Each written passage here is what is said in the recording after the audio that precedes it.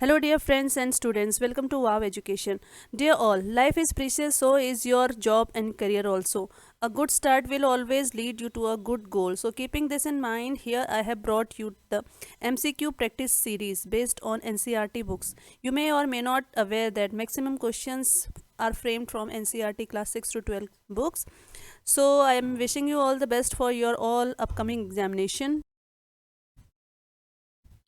Next question is what are cardinal direction? Other four intermediate direction are north, east, southwest, northwest are called cardinal direction. जैसे important जो main direction होती है वो तो चार direction है हमारे पास, north है, south है और इस साइड वालों को ईस्ट बोलते हैं और इस साइड वाले को वेस्ट बोलते हैं. इन दोनों के बीच के एरिया को हम नॉर्थ ईस्ट बोलते हैं और सिमिलरली इन दोनों के बीच के एरिया को we call it south east और इन दोनों के बीच के एरिया को साउथ वेस्ट एंड इन दोनों के बीच के एरिया को नॉर्थ वेस्ट. तो ये जो चार बीच के डायरेक्शन हैं, these directions are known as cardinal direction. Okay.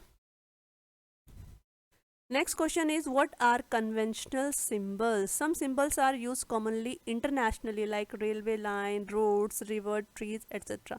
पूरे वर्ल्ड के जो जोग्राफिकल एक्सपर्ट्स हैं उन लोगों ने अपनी सर्वसम्मति से कुछ सिंबल्स को कॉमनली एक्सेप्ट किया है सो दैट किसी भी कंट्री के लोग अगर मैप बनाए तो वो सिंबल को हर जगह यूज़ करें सो दैट अगर हम अमेरिका में जाएँ तो वहाँ के माउंटेन हमको जो है मैप के ऊपर पिंक कलर के ना दिखाई दे. तो हर जगह जो है माउंटेन बनाने का symbol all over the globe एक ही प्रकार का होना चाहिए.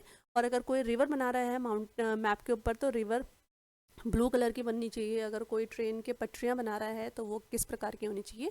तो ऐसे सिंबल्स को कन्वेंशनल सिंबल्स बोलते हैं. जैसे जब रिवर दिखाना होता है, वेल दिखाना होता है, टैंक, कैनाल, ब्रिज दिखाना होता है तो आपको मैप में ऐसे सिंबल्स दिखाई देते हैं. तो इन्हीं को हम कन्वेंशनल सिंबल बोलते हैं. अगर हम बाउंड्री दिखाते हैं इंटरनेशनल या स्टेट की तो वो बाउंड्री को हम ऐसे दिखाते हैं. रोड को दिखाते हैं मेटल या अनमेटल को तो हम ऐसे दिखाते हैं. अगर हमको टेम्पल दिखाना होता है तो this is the symbol for temple, this is symbol for church, mosque, post office को पीओ करके. तो ये सिंबल पूरे वर्ल्ड के सारी कंट्रीज़ के लोग यूज़ करेंगे commonly. What is a sketch? It is a drawing based on memory and spot observation and not to scale. ये अप टू द स्केल नहीं हो सकता. सपोज कोई मुझे बोलता है मैं दिल्ली घूमने गई थी पिछले साल, मुझे चांदनी चौक देखा था, है ना. तो चांदनी चौक का एक ड्राइंग बना के दिखाओ तो मैं बता नहीं सकती हूँ कि चांदनी चौक का जो लेन है कितने किलोमीटर का है या फिर कौन से मार्केट में कौन सी गली आती है, कौन से, है ना. तो मैं एक रफ सा मैप, रफ सा स्केच बनाती हूँ जो आपको जो है आइडिया तो दे देगा बट एक्यूरेट डिस्टेंस नहीं बताएगा. तो इस प्रकार का जो स्केच होता है ये आपके मेमोरी पे बेस होता है. Next question is what is a plan? Plan is a drying of a small area on a large scale. Suppose हम बोलते हैं हमारे स्कूल का प्लान बताओ. अगर कोई कुछ न्यू प्रोजेक्ट बना रहा है तो आपने बहुत सारी मूवीज़ में देखा होगा, है ना. उन लोगों के ऑफिस में जो बिल्डर्स होते हैं, बिल्डर्स के ऑफिस में उनके बिल्डिंग्स के जो अपकमिंग प्रोजेक्ट्स हैं उनके बहुत बढ़िया बढ़िया प्लान जो है रखे रहते हैं. तो ऐसे ही ये सपोज करो किसी स्कूल का प्लान है तो छोटे स्केल का जो प्लान होता है जब हम उसको इलेबोरेट करके बड़े स्केल पे दिखाते हैं तो that is known as plan. Next lesson is major domains of the earth. First question is word origin. चलिए पढ़ते हैं. लिथोस. लिथोस का मतलब होता है, ये सारे ग्रीक वर्ड हैं, इसका मतलब है स्टोन. एटमॉस का मतलब है वेपर. ए फॉर एयर होता है तो वी भी वेपर भी एयर है तो आप इसको रिलेट कर लीजिए. Atmos means vapour. H for hudos. Hudos means water. Hydro भी वाटर होता है तो H for hydro, H for water. Bio. Bio का मतलब लाइफ होती है. ये जिन्होंने साइंस पढ़ा होगा ये सारे टर्म्स इजी हैं उनको लर्न करने के लिए. फिर भी लिथो स्टोन है, एटमो एयर है, हुडो हाइड्रोज मतलब जो है H2O है ना, वाटर है. बायोस लाइफ है. What are three domains of earth? The three domains of earth are lithosphere land है, एटमोसफेयर एयर है, हाइड्रोस्फेयर वाटर. इन तीन चीज़ों से तो लैंड बना हुआ है, हमारा अर्थ बना हुआ है. अर्थ में कोई एक चीज़ आपको बताओ जो मिसिंग दिख रही है ना. हर तीनों चीज़ें आपको अर्थ में हर जगह मिल जाती हैं. Next question what is biosphere? Bio का मतलब लाइफ होती है. बायोस्फेयर का मतलब होता है ऑल जोन्स टुगेदर. जब हम लैंड एयर और वाटर को कंबाइनली ज्वाइन कर लेते हैं तो उसको हम बायोस्फेयर बोलते हैं. हम ये देखिए बायोस्फेयर है. ऐसा नहीं है कि आपके अर्थ में लैंड ही लैंड होगा तो आप जिंदा रह लेंगे. या आपके लैंड में एयर ही एयर होगा तो आप जिंदा रह लेंगे, या आपके अर्थ में केवल वाटर ही वाटर होगा तो आप जिंदा रह लेंगे, ऐसा नहीं होता है ना।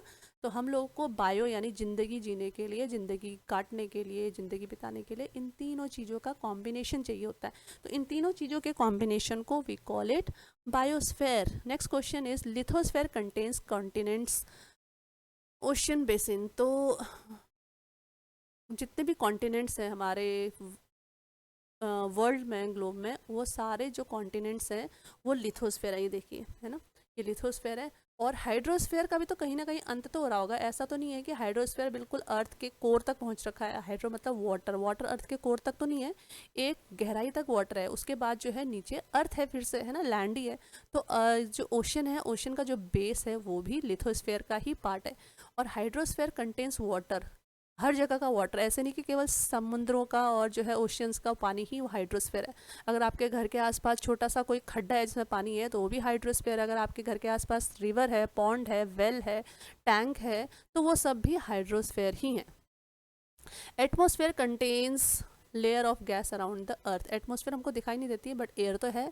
आप लोग बिल्कुल एक डीप ब्रेथ लीजिए और फिर ब्रेथ को आप एक्सेल करिए, फिर उसके बाद इनहेल करिए, है ना। ब्रेथ, चारों तरफ हवा ही तो है, हवा दिखाई नहीं देती बट है। तो डिस्क्राइब कॉन्टिनेंट्स, एक एक करके हम सारे कॉन्टिनेंट्स को डिस्क्राइब करते हैं। सबसे पहले let us talk about Asia. इसलिए एशिया को डिस्क्राइब कर रहे हैं क्योंकि एशिया वर्ल्ड का सबसे बड़ा कॉन्टिनेंट है। It is the largest one and 1/3 of total area. अगर हम इन सारे एरिया को इकट्ठा कर दें तो इसका 1/3 जो हिस्सा है वो तो एशिया के पास ही है। तो हम लोग इंडियन लोग are lucky that we are the part of the largest continent of the world. Second, इसका क्या फीचर है, it lies in northern hemisphere, ये इक्वेटर है ना। तो इक्वेटर के ऊपर का जो हिस्सा होता है उसको नॉर्थ बोलते हैं, इक्वेटर के नीचे के हिस्से को हम साउथ बोलते हैं। जैसे हम इंडिया के ऊपर के हिस्से को नॉर्थ इंडिया बोलते हैं, नीचे के चेन्नई वालों को, कर्नाटक वालों को, केरला वालों को हम साउथ इंडियन बोलते हैं। तो हमारे लिए तो वो साउथ है, बट अगर वर्ल्ड के अकॉर्डिंग देखोगे तो इक्वेटर के नीचे के जो कंट्रीज होते हैं उनको हम साउथ बोलेंगे। ओके, तो पूरा जो एशिया है वो नॉर्दर्न हेमिस्फीयर में ही पड़ता है। और क्या फीचर है, tropic of cancer passes through it, ये ट्रॉपिक ऑफ कैंसर है। तो इक्वेटर तो नहीं पास हो रहा है हमारे कॉन्टिनेंट से, बट ट्रॉपिक ऑफ कैंसर पास हो रहा है ना। ये अगर मैं इस लाइन को खींचती हूँ, ये ट्रॉपिक ऑफ कैंसर है, तो ये हमारे एशिया के बीच से पास हो रहा है। Asia is separated from Europe by Ural mountains. ये देखिए, ये रशिया है, रशिया जो है, नहीं ये है रशिया, रशिया तो ये पूरा है, यहाँ तक रशिया है, बट रशिया यहाँ से यूरोप स्टार्ट है। तो यहाँ पे यूरल माउंटेन है, यूरल माउंटेन से एशिया अलग हो गया है और यूरोप अलग हो गया है। अदरवाइज तो लैंड यहाँ पर भी है, लैंड यहाँ पर भी है ना, तो हम डिफ्रेंशिएट नहीं कर पाते।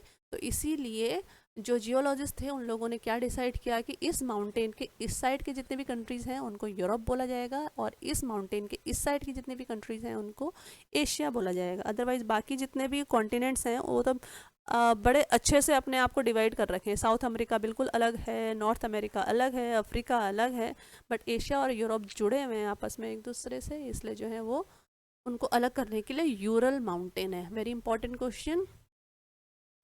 Next is the combined land mass of Europe and Asia is called Eurasia. इन दोनों को अगर हम मिला देते हैं तो इन दोनों को मिला के हम बोलते हैं यूरेशिया। यूरोप से सॉरी EUR उठा दिया और एशिया से ASIA उठा दिया है ना, तो यूरेशिया हो गया। नेक्स्ट हम पढ़ते हैं यूरोप के बारे में। It lies to the west of Asia. ये देखिए, ये एशिया ईस्ट साइड में है और यूरोप वेस्ट साइड में। एशिया के वेस्टर्न साइड का जो लैंड मास है that is Europe. The Arctic circle passes through it. जैसे हमारे वहाँ से जो है ट्रॉपिक ऑफ कैंसर पास हो रही थी, तो यूरोप के बीच से आपका आर्कटिक सर्कल बोलते हैं। तो ये आर्कटिक सर्कल जो लैटिट्यूड है वो पास हो रहा है इधर से। और इसके अलावा it is bound by water bodies on 3 side. तो यूरोप जो है 3 साइड से वाटर से घिरा हुआ है। यहाँ पे आर्कटिक ओशन है, यहाँ पे अटलांटिक ओशन है, और ये भी ओशन तो नहीं है, ये सी है, ये मेडिटेरेनियन सी बोला जाता है। तो 3 साइड से ये सी यानी पानी से घिरा हुआ है। और क्या इसका फीचर है, बस इतना ही है। नेक्स्ट अफ्रीका है, थर्ड नंबर का जो कॉन्टिनेंट है वो अफ्रीका है। अफ्रीका सेकेंड लार्जेस्ट कॉन्टिनेंट है एक्चुअली, एशिया के बाद अफ्रीका ही पढ़ते हैं हम लोग। और बेचारे अफ्रीका के बीचों बीच से जो है इक्वेटर की लाइन पास होती है। इक्वेटर बहुत हॉट लैटिट्यूड रहता है, क्योंकि सन बिल्कुल इक्वेटर के ऊपर डायरेक्टली चमकता है, सन रेज है ना, तो इसीलिए अफ्रीका में बहुत ज़्यादा गर्मी पड़ती है। और गर्मी के कारण ही वहाँ के जो लोग हैं दे आर डार्क कॉम्प्लेक्शन्ड। और इसके अलावा 3 लैटिट्यूड्स रन थ्रू इट, हमारी कंट्री से यानी 3 लैटिट्यूड पास करते हैं। एक तो जो है इक्वेटर पास हो रहा है, उसके बाद ट्रॉपिक ऑफ कैंसर भी ये पास हो रहा है, और ट्रॉपिक ऑफ कैप्रिकॉर्न, 3 लैटिट्यूड इस कॉन्टिनेंट से पास हो रहे हैं। और क्या है यहाँ पे, the Sahara desert, the world's largest hot desert, is also located in. Next feature of Africa is 3 latitudes run through it, वो हमने आपको पहले ही बता दिया है। नेक्स्ट है the Sahara desert, the world's largest desert that is hot desert, is also located in India. तो ये जो हिस्सा है, इतना हिस्सा यहाँ पर सहारा डेजर्ट है, और ये वर्ल्ड का सबसे बड़ा डेजर्ट है और सबसे हॉट डेजर्ट भी है। इसके अलावा the world's longest river Nile, it also flows through it, जो नाइल रिवर है वो भी यहाँ से होते हुए जो है पूरा रिवर अफ्रीका को कवर करते हुए वो वर्ल्ड की लॉन्गेस्ट रिवर है। लार्जेस्ट नहीं है, लॉन्गेस्ट। लॉन्गेस्ट का मतलब होता है लेंथ में जो सबसे ज़्यादा लंबी है, तो अफ्रीका में नाइल रिवर भी फ्लो करती है। नेक्स्ट लेट अस सी नॉर्थ अमेरिका, ये जो पोर्शन है ये नॉर्थ अमेरिका है, ये भी कॉन्टिनेंट है और ये थर्ड लार्जेस्ट कॉन्टिनेंट है। सबसे फर्स्ट हो गया एशिया, सेकंड नंबर पे अफ्रीका, फिर हो गया आपका नॉर्थ अमेरिका। तो this is the third largest continent. इसके अलावा it is link to South America, ये साउथ अमेरिका से जो है लिंक हो रखा है। जैसे हमारा इंडिया श्रीलंका से लिंक है, बट बीच में जो है 10-15 किलोमीटर का वाटर बॉडीज़ आ जाते हैं, सी आ जाता है हल्का सा, अदरवाइज दूर से देखने से ऐसा लगता है कि वो लैंड से जो है कनेक्टेड होगा, बट ऐसे ही बहुत ही नैरो एक जो है जोन जा रही है नॉर्थ अमेरिका से साउथ अमेरिका तक को, उसको बोलते हैं, बट पतली सी लैंड की स्ट्रिप है, बहुत पतली, और उसको बोलते हैं इस्थुमिस ऑफ पनामा। इस चैनल को जो नॉर्थ अमेरिका को साउथ अमेरिका से कनेक्ट करता है, that is known as the isthmus of Panama. It lies completely in north west hemisphere, जो नॉर्थ अमेरिका है ये इक्वेटर है, तो इक्वेटर से ऊपर का एरिया नॉर्थ है, तो ये नॉर्थ हेमिस्फीयर में है, और ऊपर से ये 0 डिग्री मेरिडियन यहाँ से जा रहा है ना, तो 0 डिग्री मेरिडियन के राइट हैंड साइड का जो एरिया है वो ईस्ट है, और लेफ्ट हैंड साइड का जो एरिया है वो वेस्ट है। तभी तो बोलते हैं ईस्ट और the west, India is the west, India जो है ईस्ट में लाइज करता है। और नेक्स्ट चीज़ है, next let us talk about south America, it lies in southern hemisphere. ये देखिए इक्वेटर से ऊपर थोड़ा पोर्शन इसका नॉर्थ हेमिस्फीयर में है, बट मैक्सिमम जो पोर्शन है उसका साउथ अमेरिका में है, साउथ हेमिस्फीयर में है। The Andes world's longest mountain range runs through it, Andes mountain भी जो है जैसे हिमालय में, जैसे हिमालय माउंटेन एशिया के सबसे बड़े माउंटेन है, तो सिमिलरली साउथ अमेरिका में भी जो है एंडीज माउंटेन है, ये पूरा इस कॉर्नर से इधर से लेके इधर तक इतने लंबे फैले हुए माउंटेन्स हैं, ये एंडीज माउंटेन रेंज बोलते हैं इनको। The Amazon world's largest river also falls here, जैसे अफ्रीका में नाइल रिवर है, लॉन्गेस्ट रिवर है, सिमिलरली साउथ अमेरिका में अमेजोन है। अमेजोन वर्ल्ड की लार्जेस्ट, लार्जेस्ट का मतलब होता है बहुत बड़ी, लंबाई में भले ही छोटी होगी नाइल से, बट वाटर की कैपेसिटी में बहुत बड़ी है, इसीलिए यहाँ पे अमेजोन रिवर के दोनों तरफ आपको अमेजोन फॉरेस्ट भी मिलते हैं। नेक्स्ट कॉन्टिनेंट जो इम्पॉर्टेंट है वो है Australia. Australia it is the smallest continent that lies entirely in the southern hemisphere. ये पिक्चर एक्चुअली क्लियर नहीं आ पाई है, तो जो ऑस्ट्रेलिया है वो यहाँ पर लाई करता है, ये जो कॉन्टिनेंट है ये ऑस्ट्रेलिया है, एंड ये पूरा सदर्न हेमिस्फीयर में है। जैसे आप देख ही सकते हैं ये इक्वेटर है, इक्वेटर के ऊपर का नॉर्थ हेमिस्फीयर है, इक्वेटर के नीचे का साउथ हेमिस्फीयर है, तो ऑस्ट्रेलिया पूरा का पूरा जो है साउथ हेमिस्फीयर में ही है। It is surrounded on all side by the ocean and that's why it is called island continent. ये चारों तरफ से जो है पानी पानी पानी पानी पानी से घिरा हुआ है, कोई भी नेबरिंग कंट्री नहीं है इस बेचारे की, है ना, अकेला थकेला सा है ये, तो पूरा का पूरा इसको आइलैंड कॉन्टिनेंट भी बोलते हैं। पूरा का पूरा कॉन्टिनेंट चारों तरफ से वाटर से घिरा है, that's why this is known as the island continent. Next आपका है अंटार्कटिका। अंटार्कटिका का भी पिक्चर यहाँ पे कट गया है। ये जो एरिया है अर्थ के नीचे का एरिया, ये अंटार्कटिका है। ये भी कम्प्लीटली सदर्न हेमिस्फीयर में ही है। It is larger than Australia and Europe. Australia का अगर हम साइज़ ये बनाते हैं तो ऑस्ट्रेलिया से बड़ा हेमिस कॉन्टिनेंट है। सपोज करो अगर यहाँ पे पूरा बर्फ़ नहीं होता तो कितने लोग यहाँ पर रह सकते थे। बट कुछ कुछ चीज़ें इंपॉर्टेंट है, यहाँ पर बर्फ़ के बड़े बड़े ग्लेशियर हैं जिसके कारण से कम जो है सी का लेवल बना रहता है ना। अदरवाइज़ तो लोगों ने तो हर जगह जाके पहुंच के गंदगी ही करनी है। तो कुछ कॉन्टिनेंट ऐसे भी रहने चाहिए जो ह्यूमन रीच से दूर होने चाहिए।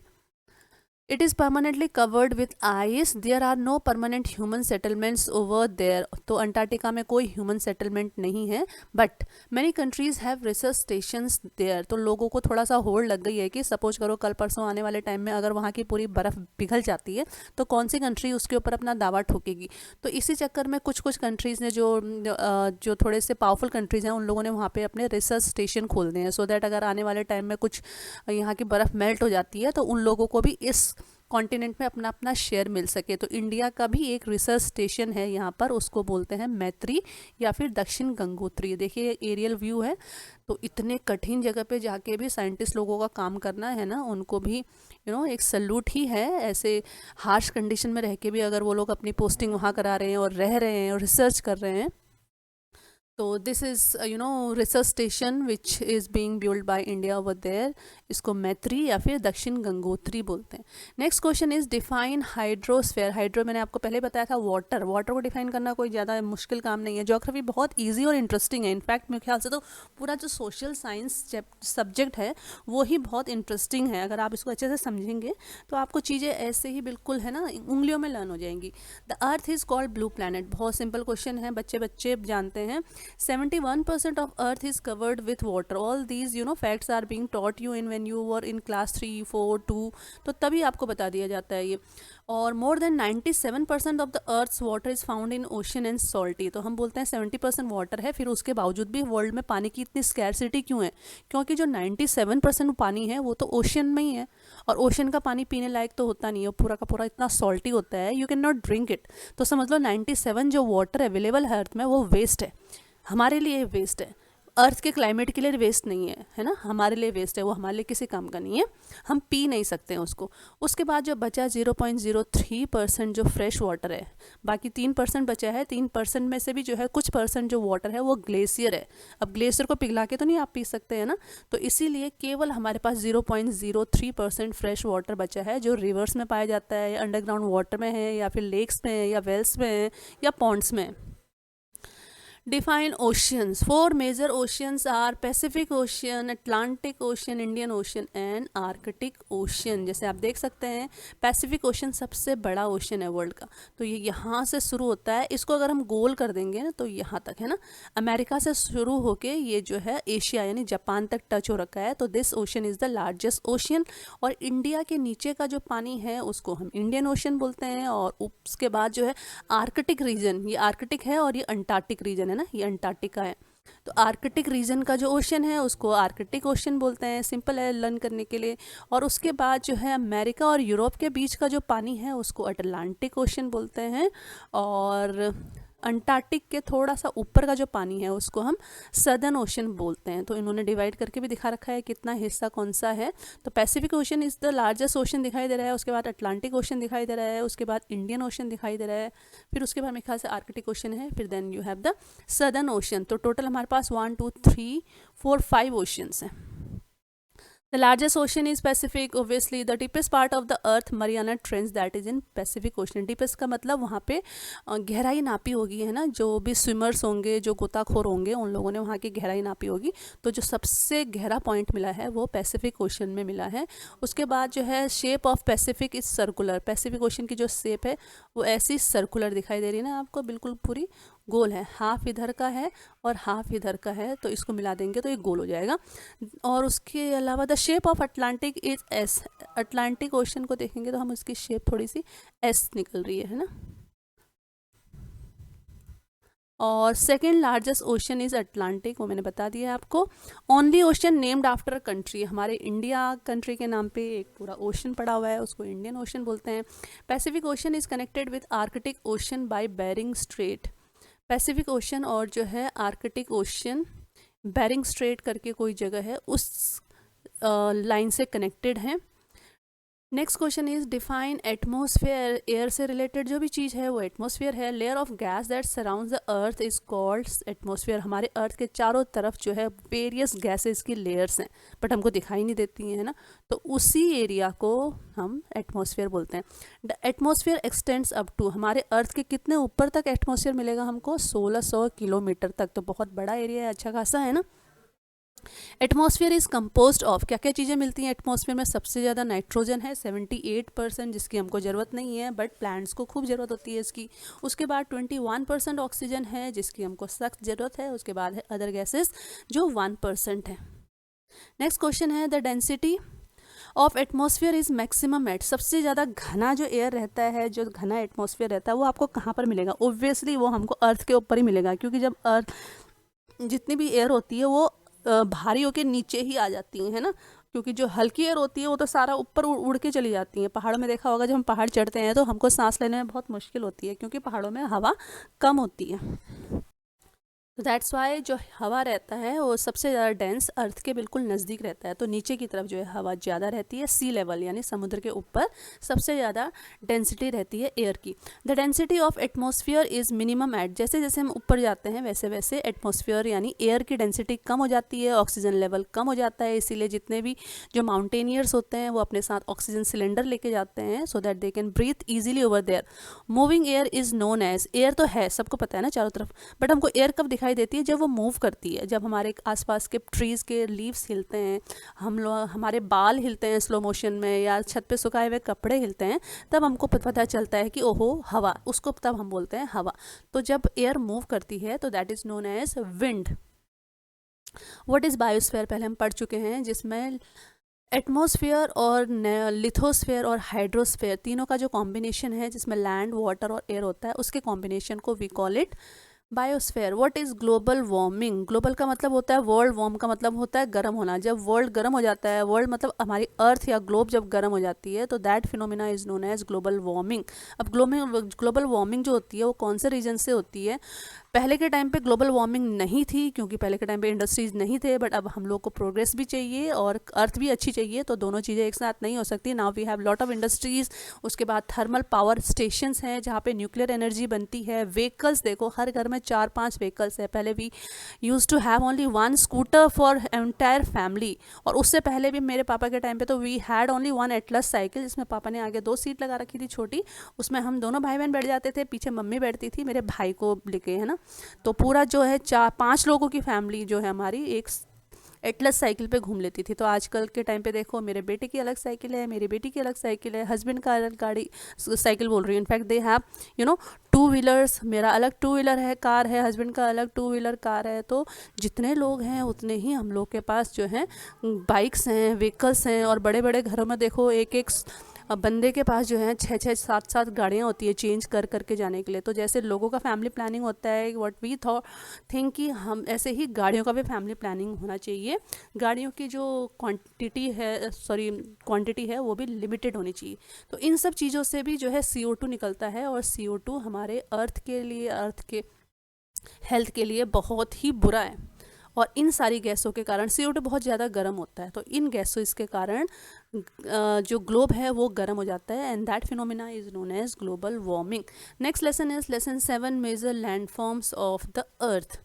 व्हाट इज हिल या माउंटेन? हिल और माउंटेन क्या होता है? A land higher than surrounding areas. ये आपको दिखाई दे रहा है, ये देखिए, जो सराउंडिंग एरिया है वो प्लेन है ना, ये तो सराउंडिंग एरिया है, सॉरी पेन नहीं आया, ये जो सराउंडिंग एरिया है ये प्लेन है, बट प्लेन से थोड़ा सा हाइट दिख रही है आपको, है ना, इतनी भी अगर हाइट है तो इसको हम हिल बोलेंगे, इसको प्लेन नहीं बोला जा सकता है। प्लेन तो बिल्कुल प्लेन होना चाहिए। तो अपने प्लेन एरिया से जो थोड़ा सा हाइट पे होगा एरिया, तो that will be known as hill, और जो उससे ज़्यादा हाइट पे होगा उसको हम बोलेंगे माउंटेन। अब माउंटेन और हिल में क्या डिफरेंस है? देखिए, जो माउंटेन होता है उसकी हाइट जो है 600 मीटर से ज़्यादा होनी चाहिए, तो उसको हम माउंटेन बोलेंगे। बट अगर 600 मीटर से हाइट कम है तो उसको हम हिल बोलेंगे। Okay, what is hill? If height is less than 600 meter, then it is known as hill. What is mountain? If height is more than 600 meter, then it will be known as mountain. Very simple. What is erosion? Erosion क्या है? देखिए picture देख के आपको समझ आ जाएगा what I mean by erosion. Erosion है wearing away of land surface. ये हमारा लैंड है बेचारा, कितनी सुंदर रोड बना रखी थी गवर्नमेंट ने, बट जो है पानी के कटाव के कारण, है ना, जब ज़्यादा बाढ़ आ जाता है तो पानी क्या करती है, लैंड के पूरे मिट्टी को अपने साथ बहा के ले जाती है, तो उसी को हम इरोशन बोलते हैं। इरोशन होने का कारण सबसे बड़ा तो वाटर है, उसके बाद जो है विंड के कारण भी इरोशन हो जाता है। इसीलिए तो लोग बोलते हैं पेड़ लगाओ पेड़ लगाओ। अगर यहाँ पे बहुत सारे पेड़ होते तो पेड़ के जो रूट्स होते इस लैंड के जो सॉइल को होल्ड करके रखते, और ये लैंड की मिट्टी इतनी कीमती मिट्टी होती है, आपको पता होना चाहिए ना, तो ये इरोड होके नहीं जा पाती। Next is deposition. इरोशन का बिल्कुल अपोजिट है डिपोजिशन। जैसे इरोशन में पूरी मिट्टी बह के चली जाती है, तो सिमिलरली डिपोजिशन में पूरी मिट्टी जो है उड़ के जमा हो जाती है। अलग अलग जगह से जब मिट्टी उड़ के एक जगह जमा होकर टीले का रूप ले लेती है, तो that is known as the deposition. Deposition का प्रोसेस भी विंड के कारण भी हो सकता है, कभी कभी वाटर के कारण भी हो सकता है, पर हवा से जो है ज़्यादा डिपोजिशन होता है। नेक्स्ट क्वेश्चन है नेम वेरियस लैंड फॉर्म्स। हमारे अर्थ के ऊपर कौन कौन से टाइप के लैंड फॉर्म्स मिलते हैं। अगर मैं बात करती हूँ, आपको पूछती हूँ कौन कौन सी आइसक्रीम खाते हो, तो कभी आप जो है वनीला खाते हो, कभी सॉफ्टी खाते हो, कभी बार खाते हो, कभी कुल्फी खाते हो, तो these are the variety of ice cream you had. तो similarly we have various types of land forms also. हमारे अर्थ में हमारे पास माउंटेन्स भी हैं, प्लेट्यूज भी हैं और प्लेन्स भी हैं। Permanent frozen rivers of ice are called. ये देखिए यहाँ पर तो ये रिवर जो है थोड़ा सा मेल्ट हो गई है, वाटर बन गई है, बट यहाँ पर ये अभी भी पूरा आइस ही आइस है। तो ऐसे जो रिवर जो बिल्कुल फ्रोज हो गए हैं, जम गए हैं, इनको क्या बोला जाता है? इनको बोलते हैं ग्लेशियर्स। हमारे इंडिया के अंदर लद्दाख में बहुत सारे ग्लेशियर्स मिलते हैं। इसके अलावा अंटार्कटिका तो पूरा ग्लेशियर का ही कॉन्टिनेंट है। नेक्स्ट क्वेश्चन है mountains arrange in a line are called. ये देखिए पूरे माउंटेन एक लाइन में एक दूसरे से अटैच हैं, तो इनको हम बोलते हैं माउंटेन रेंज। ऐसा नहीं है कि एक माउंटेन बिल्कुल अलग सा कहीं पर खड़ा हो रखा है। ऐसा माउंटेन तो मेरे ख्याल से मैंने मथुरा में देखा था, गोवर्धन पर्वत है, अकेला खड़ा हो रखा है ना, उसके आसपास कोई उसकी चेन नहीं है, उसके साथ ही सहेलियाँ कुछ नहीं है। But these mountains when they are attached and connected to each other, और बहुत लंबी लाइन बनाते हैं, है ना, जम्मू कश्मीर से शुरू हो जाते हैं तो सिक्किम जो है नॉर्थ ईस्ट तक जो है वो चेन बना बना के पहुँचते रहते हैं। तो ऐसे चेन को we call it range. Himalaya range बोला जाता है ना, शिवालिक रेंज बोला जाता है। तो रेंज का मतलब वो बहुत लंबी चेन है माउंटेन की। नेक्स्ट क्वेश्चन है give some examples of mountain range. Himalayas, Andes, Alps. What are 3 types of mountain. अब माउंटेन्स के भी टाइप्स हैं भाई, ये देखो वो हैं फोल्ड माउंटेन, फोल्ड हो जाता है क्या, ब्लॉक माउंटेन, वोल्केनिक माउंटेन। तो देखते हैं क्या क्या माउंटेन होते हैं। फर्स्ट है what are the features of fold mountain. Fold mountain कैसे फॉर्म होते हैं? They have a rugged relief and high conical peaks. Conical peak का मतलब ये आइसक्रीम का कोन देखा है ना आपने नीचे की तरफ का, जिसको आप होल्ड करते हो जब सॉफ्टी खाते हो, तो उसको अगर सीधा कर दोगे तो वो आपका माउंटेन बन जाता है। तो इनके जो पीक होते हैं बहुत कोनिकल शेप के, यानी तीखे होते हैं, और उनके जो रिलीफ होते हैं बहुत रगड़ रगड़ माने जो है बहुत ज़्यादा खुरदरे होते हैं। तो फोल्ड माउंटेन कैसे बनते हैं? सपोज करो ये हमारा लैंड है ना, बट सम हाउ किसी कारण से अर्थ के नीचे जो है कभी कभी सरफेस टेंशन हो जाती है ना, कुछ प्लेट्स होते हैं जो आपस में एक दूसरे से टच हो जाते हैं, हिल जाते हैं, तो उसके कारण हमारी अर्थ का कुछ पोर्शन जो है सिकुड़ जाता है, और सिकुड़ने के कारण बीच का हिस्सा, ऐसा समझ लो जब हम दो चीज़ों को आपस में दबाते हैं, स्प्रिंग होता है ना, स्प्रिंग को पास लाने की कोशिश करते हैं, है ना, तो स्प्रिंग के कुछ जो छल्ले होते हैं वो ऊपर उठ जाते हैं, तो उन्हीं ऊपर उठे हुए हिस्सों को we call them mountains.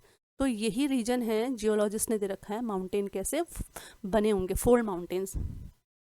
Give examples of young fold mountains. कौन कौन से हैं वो? The Himalaya mountains and the Alps mountain. Alps mountain Europe में है, तो these are the examples of young fold mountains.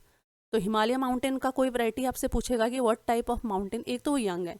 Himalaya mountain को यंग इसलिए बोलते हैं क्योंकि जितने भी नए माउंटेन होते हैं वो बहुत ज़्यादा हाइट के होते हैं। आप लोगों ने देखा होगा जितने भी हाइट वाले लोग होते हैं ना, जवानी में उनकी हाइट बहुत लंबी रहती है, बट जैसे जैसे बूढ़े होते रहते हैं लोगों की हाइट थोड़ा सा घट जाती है, वो झुक जाते हैं, और कुछ तो होता है उनकी हाइट थोड़ी सी घट जाती है ना। तो ऐसे ही माउंटेन अगर यंग रहेगा तो उसकी हाइट खूब ऊंची रहेगी, बट जैसे जैसे बेचारे माउंटेन ओल्ड होते जाते हैं उनकी हाइट भी घटती रहती है। तो हिमालय भी यंग है और ऊपर से फोल्ड माउंटेन है। Give examples of old fold mountains. वो कौन है? अरावली। तो इंडिया के अंदर जो बूढ़ा माउंटेन है वो बेचारा अरावली है। इसके अलावा नॉर्थ अमेरिका में अपालिचियन है। रशिया का जो यूरल माउंटेन है वो भी ओल्ड माउंटेन है और फोल्ड माउंटेन है। How block mountains are formed. ये देखिए ब्लॉक माउंटेन्स फॉर्म होने का क्या रीजन है? When large areas are broked and displace vertically.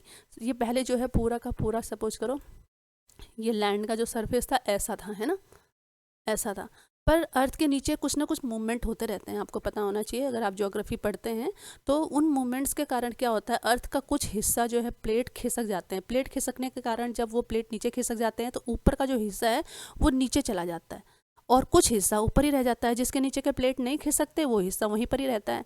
तो जो हिस्सा नीचे खिसक जाता है वो प्लेन बन जाता है और बेचारा जो हिस्सा ऊपर रहता है वो माउंटेन बन जाता है। तो ऊपर उठे वाले हिस्से को वी कॉल इट हॉस्ट और नीचे गए हुए हिस्से को वी कॉल इट ग्रेबन। तो these are how, this is the process how block mountains are formed. This is horst and this is graben. तो हाउ विल यू रिमेंबर? देखिए ऊपर उठा हुआ हिस्सा हॉर्स, वो हॉर्स के जैसा है, हाथ सॉरी हॉर्स को हिंदी में क्या बोलते हैं? घोड़ा।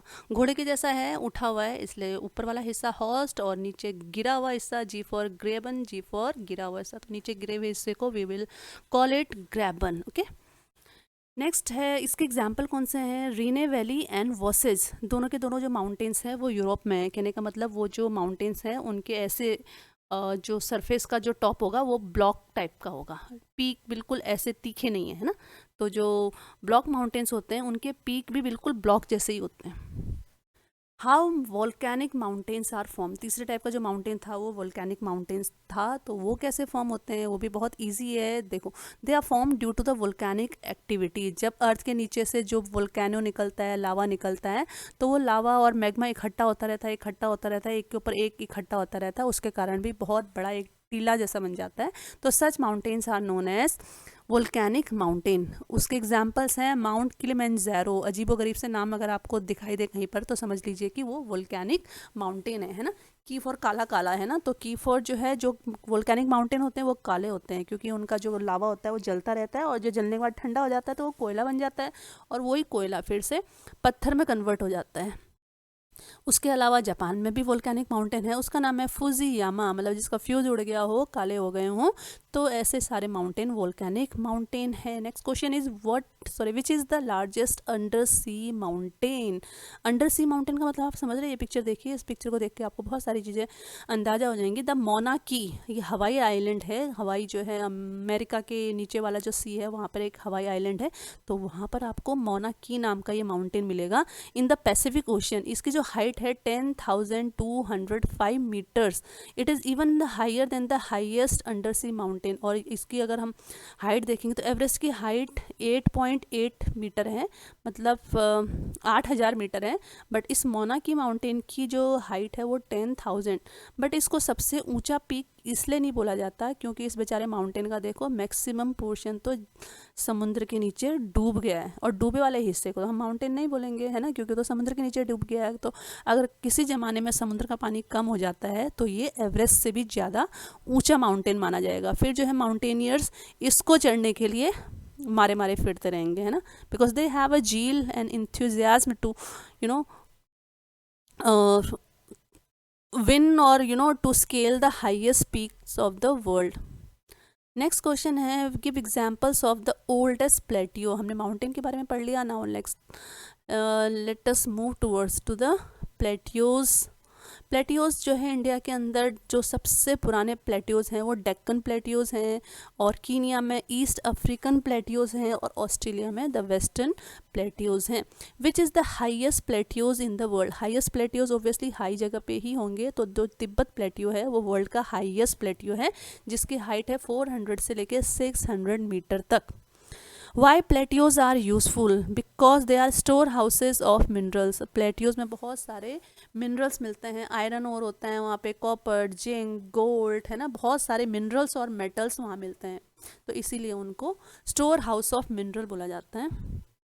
नेक्स्ट क्वेश्चन है, which plateau is rich in gold and diamond. तो ये कहाँ है? ये अफ्रीका के प्लेटियोज जो हैं बहुत रिच हैं, गोल्ड और डायमंड सारे जो हैं वहीं से मिलते हैं।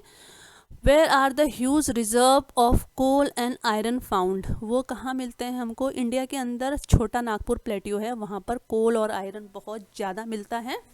छोटा नागपुर है बट वहाँ पे चीज़ें बहुत बड़ी बड़ी, कोल और आयरन मिलता है। सारी एनर्जी रिसोर्सेज इंडस्ट्रीज़ का जो बेस है वो कोल ही है, वो आयरन ही है, जिसके बिना कोई भी इंडस्ट्री चल ही नहीं सकती। नेक्स्ट क्वेश्चन है waterfalls are found in which landform. आपको प्लेन में कभी वाटरफॉल दिखेंगे नहीं, क्योंकि प्लेन में तो पानी सीधा बह के जाएगा। वाटरफॉल बनाने के लिए तो हाइट चाहिए होती है, तो हाइट आपको कहाँ मिलेगी? माउंटेन्स में। और माउंटेन से भी अच्छे वाटरफॉल आपको कहाँ मिलते हैं? प्लेटियोज में, क्योंकि प्लेटियोज के जो टॉप होते हैं ना वो बिल्कुल फ्लैट होते हैं, और जब फ्लैट जगह से पानी गिरता है तो बहुत ज़्यादा बड़े वाइड एरिया में गिरता है, तो वो झरने, वो वाटरफॉल्स और भी अच्छे लगते हैं। Name some important waterfalls. तो इम्पॉर्टेंट वाटरफॉल्स कौन कौन से हैं इंडिया के अंदर? जोग वाटरफॉल है जो कर्नाटका में है, हुंड्रू वाटरफॉल है जो छोटा नागपुर प्लेट्यू में है, जो स्वर्ण रेखा रिवर है उसमें। तो ये इम्पॉर्टेंट वाटरफॉल है इंडिया के अंदर। नेक्स्ट लेसन है our country India. Area of India, India का जो एरिया है 3.28 मिलियन स्क्वायर किलोमीटर। एरिया का मतलब होता है ये बाउंड्रीज से पूरे अंदर का एरिया। आपको जो है मैथ्स में एरिया निकालना आता होगा, है ना, तो उसी फॉर्मूले को लगा के इंडिया का एरिया जब निकाला गया तो that is 3.28 million square kilometre. North से साउथ तक का जो एरिया है, मतलब यहाँ से लेके यहाँ तक का जो नीचे कश्मीर से लेके नीचे कन्याकुमारी तक का जो एरिया है that is 3200 kilometre. Similarly Arunachal Pradesh से लेके कच्छ, ये विड्थ हो गई हमारी इंडिया की, ये लेंथ हो गई, ये है 2900 किलोमीटर। तो विड्थ कम है और लेंथ ज़्यादा है। India is the second most populous country in the world, और हम बहुत ही जल्दी जो है आप लोगों को खुशखबरी दे रहे हैं कि हम वर्ल्ड के टॉप पॉपुलेटेड कंट्री होने वाले हैं, चाइना को पछाड़ के।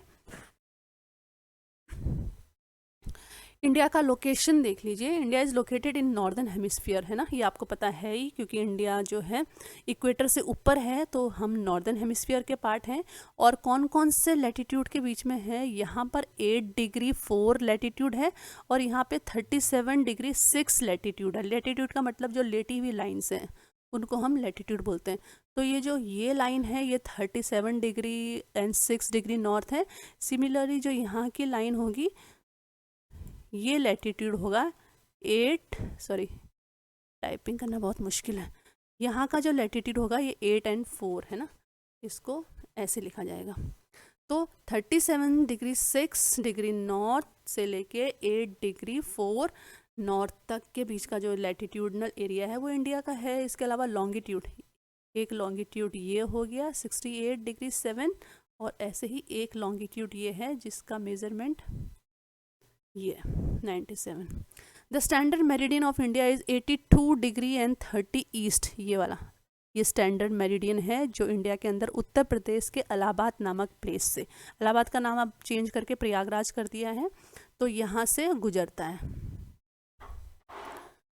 Next question is India's neighbours, island neighbours to the south, Maldives and Sri Lanka. India के नेबर आप लोग देख ही रहे हैं, इसमें कौन कौन से हैं? नेपाल, पाकिस्तान, अफगानिस्तान, चाइना, भूटान, बांग्लादेश, म्यांमार, श्रीलंका और मालदीव। मालदीव जो है आइलैंड कंट्री है, दिखाई नहीं दे रही है, बट इसको अगर हम जूम करेंगे तो you can see the various islands of Maldives as well.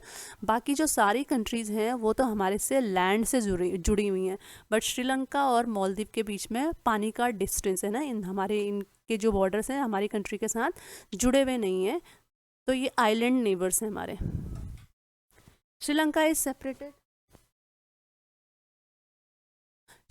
Separated from India by पाक straight.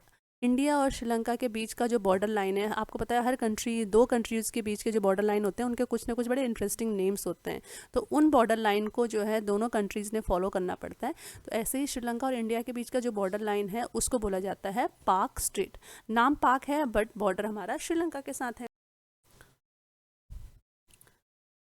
Next is India has 28 states and 8 union territories हैं। लार्जेस्ट स्टेट इंडिया का राजस्थान है, एज यू कैन सी।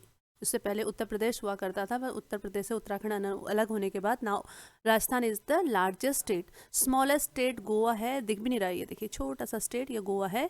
इसके अलावा हिमालय मीन्स अबॉर्ड ऑफ स्नो। अब इसका physical division देख लीजिए, इंडिया का जो फिजिकल डिवीजन है, ये ऊपर का जो ब्लू पोर्शन है वो पूरा हिमालयन रेंज है। हिमालयन का मतलब होता है हिम से ढका हुआ, हिम का मतलब बर्फ है, तो बर्फ से ढका हुआ जो पोर्शन है उसी को हिमालय बोलते हैं। Himalayas divided into 3 parallel range, उनको ग्रेट हिमालय, हिमाद्री, मिडिल हिमालय और शिवालिक रेंज बोला जाता है।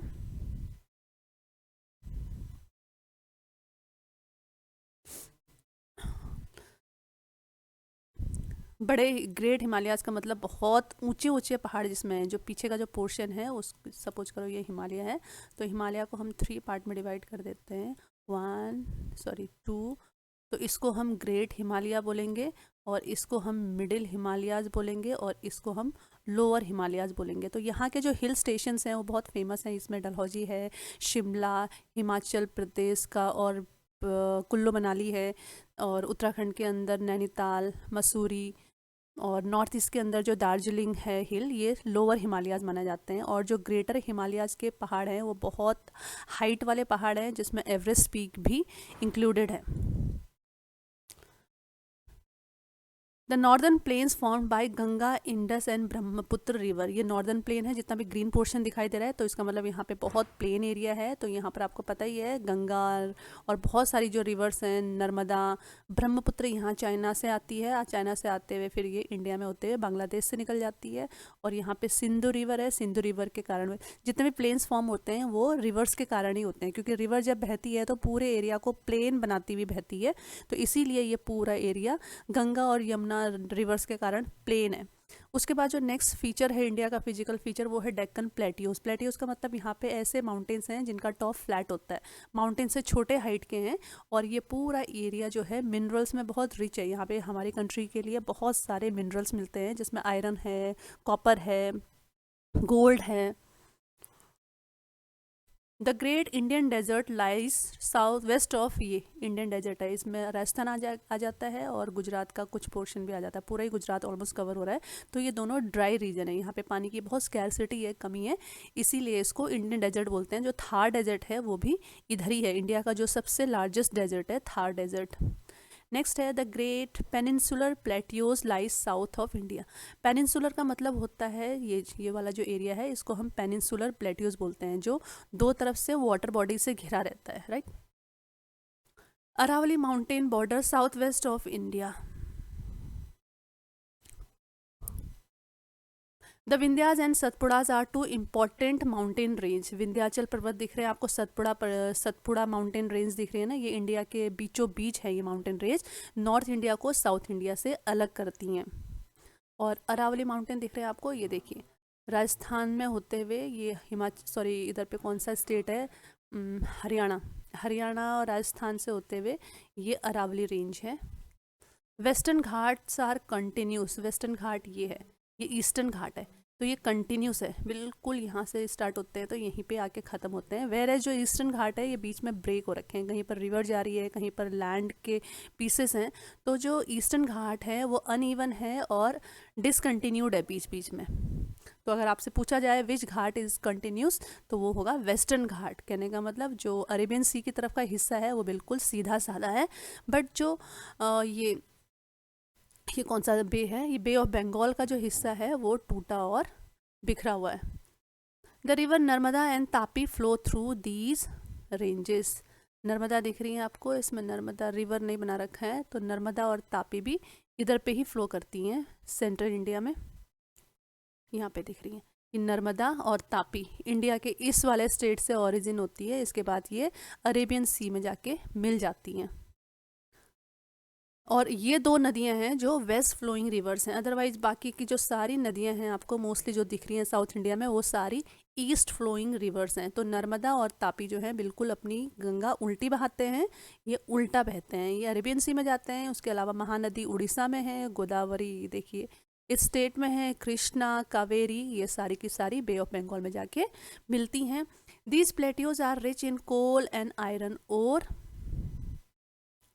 The western coastal plains are very narrow. ये वेस्टर्न कोस्ट लाइन है, ये बहुत नैरो, नैरो का मतलब बहुत संकरी है, जबकि ईस्टर्न कोस्टल प्लेन्स आपको दिखाई दे रहे हैं ये बहुत ब्रॉड है, चौड़े हैं।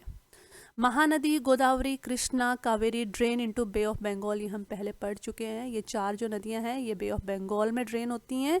और Sundarban the largest delta of the world is form by the river Ganga and Brahmaputra. अब डेल्टा क्या होता है, जब दो नदियों के बीच का जो एरिया होता है जो बहुत दलदल होता है और पानी पानी से भरा हुआ होता है, तो ऐसे ऐसे एरिया को वी कॉल इट डेल्टा। तो इंडिया के अंदर डेल्टा वेस्ट बंगाल के अंदर बनता है, उसको सुंदरबन नाम दे रखा है क्योंकि वहाँ पे जो ट्रीज़ मिलती है उन ट्रीज़ का नाम सुंदरी ट्रीज़ है। तो उन्हीं ट्रीज़ के कारण उस एरिया को सुंदरबन बोला जाता है।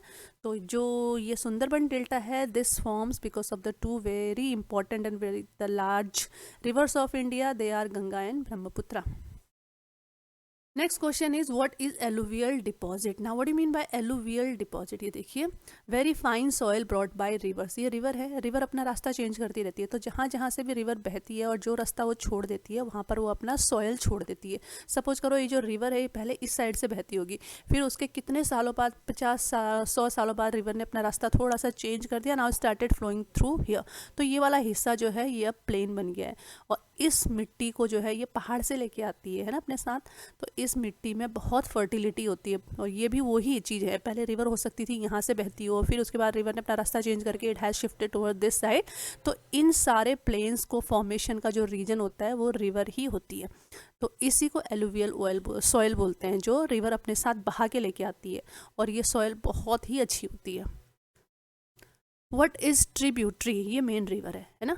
मेन रिवर के बीच में जो छोटी छोटी नदियाँ मिल जाती है उसको ज्वाइन कर देती हैं, उन रिवर्स को we call them tributary rivers. वो छोटी छोटी स्ट्रीम्स होती हैं, बड़ी रिवर के बराबर नहीं होती, तो बहुत सारी स्ट्रीम्स होती हैं जो मेन रिवर में जाके मिक्स हो जाती हैं, मर्ज हो जाती हैं। What is the mouth of the river, river का माउथ होता है। Where river enters into the sea that point is called the mouth of the river. देखिए ये पूरे इंडिया से जो है मतलब अलग अलग जो रिवर्स हो रही हैं वो बहती हुई आती है। तो हम लोग सोचते हैं सारा रिवर का वाटर एक्चुअली जाता कहाँ है, तो रिवर कहीं ना कहीं जाके एंड होती है। वो बेचारी कहाँ जाके एंड होती हैं, वो वेरियस सीज में, समुद्रों में जाके मिल जाती हैं। तो जहाँ पर वो समुद्र पे जाके मिलती है उस एरिया को we call it mouth of the river. Two groups of islands are also there in our country. First है लक्षद्वीप आइलैंड और दूसरा है अंडमान एंड निकोबार आइलैंड। यहाँ पर है ये जो आइलैंड का चेन है, यहाँ पे बहुत सारे आइलैंड हैं इंडिया के, इनको हम अंडमान निकोबार आइलैंड बोलते हैं। और सिमिलरली इस साइड भी कुछ आइलैंड हैं, इनको हम लक्षद्वीप आइलैंड बोलते हैं। These islands are also known as coral island.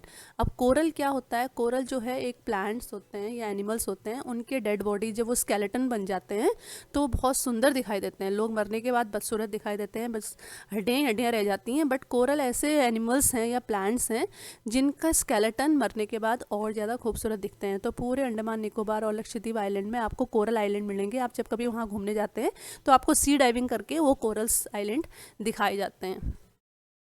Next question is what is tsunami? Tsunami is a huge sea wave generated due to earthquake on the sea floor. समुद्र के नीचे भी अर्थक्वेक होता है। हमको समुद्र में के ऊपर जो है बिल्डिंग्स नहीं होती इसलिए वो टूटती नहीं, ऐसे ही लैंड के नीचे अर्थक्वेक होता है तो बिल्डिंग्स टूट के गिर जाती हैं, तो हमको वो एक्सपीरियंस होता है, फील होता है। पर समुद्र के नीचे का जो एक अर्थक्वेक आता है तो उसके कारण क्या होता है, समुद्र हिल जाता है। जैसे पूरे पानी से भरी हुई बाल्टी रखी हुई है, उसको आप थोड़ा सा हिला दो तो पानी जो है ऊपर का पूरा उसका मूवमेंट बहुत तेज़ हो जाता है। तो सिमिलरली जब पानी के नीचे ओशन बेड के नीचे का मूवमेंट होता है तो उसके कारण वाटर हिल जाता है और वो बहुत बड़े बड़े वेव्स का रूप ले लेता है।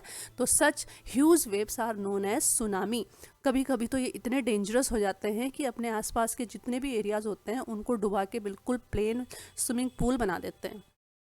वट आर कोरल्स, ये देखिए, these are skeletons of tiny marine animals called polyps. Actually ये एनिमल्स है, वो सेइंग प्लांट्स हैं, ये प्लांट्स नहीं है। ये देखो ये सारे डेड एनिमल्स हैं, मरने के बाद देखो इनके स्केलेटन्स हैं, ये है ना।